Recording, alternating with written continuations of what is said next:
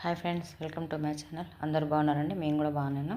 నేను కందిపప్పు సాంబార్ చేస్తున్నాండి. మనకు పచ్చివాసన పప్పు లేకుండా టేస్ట్ మంచిగా రావాలంటే ఈ కందిపప్పు అనేది ఇలా వేయించుకోవాలి. వేయించుకొని ఇలా వేడి పప్పులో కొన్ని వాటర్ పోసుకొని 2 సార్లు కడిగి పారబోసి మనం తాగే నీళ్ళను పోసుకొని దీనిలో కొంచెం ఉప్పు అనేది వేసుకోవాలి. ఇది ఈజీ పద్ధతిలో ఉంటుందండి. మనకు ప్రొద్దుటి పుట్టే వేళ సండే కనుక మనం లేట్గా చేసినా నడుస్తుంది. కానీ మామూలు రోజుల్లో అయితే ఇలా చేసుకుంటేనైతే తొందరగా అయిపోతుంది.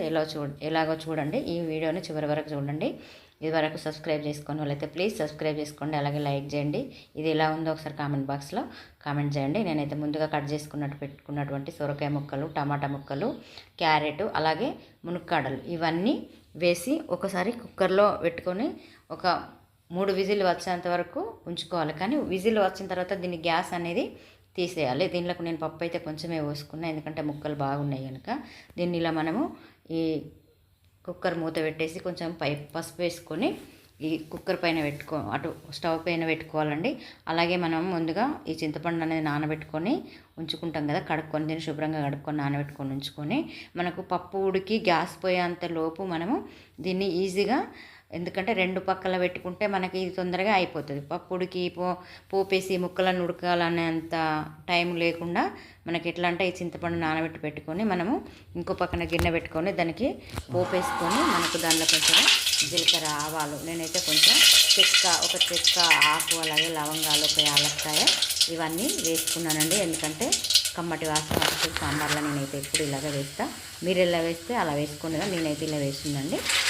మీకు నచ్చితే మీరు కూడా వేసుకోండి. ఇలా వేసుకున్న తర్వాత నేను ముందుగానే కొన్ని ఉల్లిపాయలు అనేది కట్ చేసి పెట్టుకున్నాను కదా, ఈ ఉల్లిపాయలు, అలాగే కొన్ని ఎల్లిపాయలు, అల్లం వెల్లిపాయ పేస్టు ఇవన్నీ ఇదే పోపులో వేసుకొని ఈ పచ్చివాసన పోయేంత వరకు మనం దీన్ని చక్కగా వేయించుకోవాలి. ఈ ఎల్లిపాయలు అయితే అల్లం వెల్లిపాయ పేస్ట్ ఉన్నా కూడా కొన్ని ఎల్లిపాయలు వేసుకుంటే టేస్ట్ వేరే ఉంటుంది, కొంచెం మంచి స్మెల్ వస్తుందని నేను కొంచెం ఎల్లిపాయలు కూడా కొంచెం మధ్యలోకి కట్ చేసి వేసుకున్నా.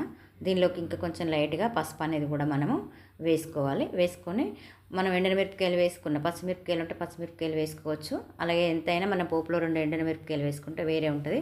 దానిలో కొంచెం వేయించిన జీలకర్ర పొడి, అలాగే మెంతి పొడి, కొంచెం పచ్చి కొత్తిమీర పొడి ఇవన్నీ కూడా నేను వేసుకున్నా. మనకు పులుసులలోకి మెంతి పొడి, జీలకర్ర పొడి వేసుకుంటే చాలా బాగా స్మెల్ వస్తుంది, అలాగే టేస్ట్ కూడా చాలా మంచిగా ఉంటుంది, రుచి కూడా.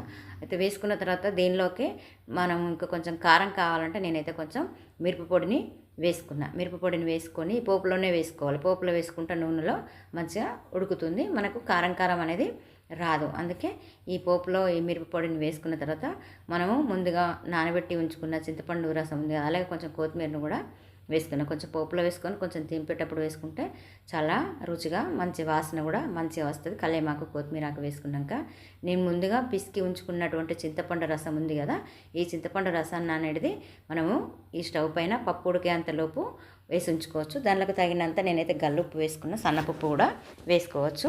ఈ పులుసు ఒకసారి మసిలిన తర్వాత మనం ముందుగా ఉడకబెట్టి ఉంచుకున్నటువంటి పప్పు, మునక్కాడలు, సొరకాయ ఇవన్నీ ఉన్నాయి కదా, ఇవన్నీ గ్యాస్ తీసేసి మనం ఒకసారి పులుసు అనేది మసిలిన తర్వాత ఇవన్నీ దీనిలో వేసుకుంటే అయిపోతుంది. మనకు ఒక 5 నిమిషాలు మసిలితే ఈ సాంబార్ అనేది రెడీ అయిపోతుంది. ఎందుకంటే మామూలుగా మనం పోపులో సొరకాయలు, అలాగే మునక్కాడలు, టమాటాలు, క్యారెట్ ఇవన్నీ వేసి ఉడికించాలంటే చాలా లేట్ అవుతుంది. ఇదైతే ఈజీ ప్రాసెస్ అని నేనైతే ఈరోజు ఇలా ట్రై చేశాను.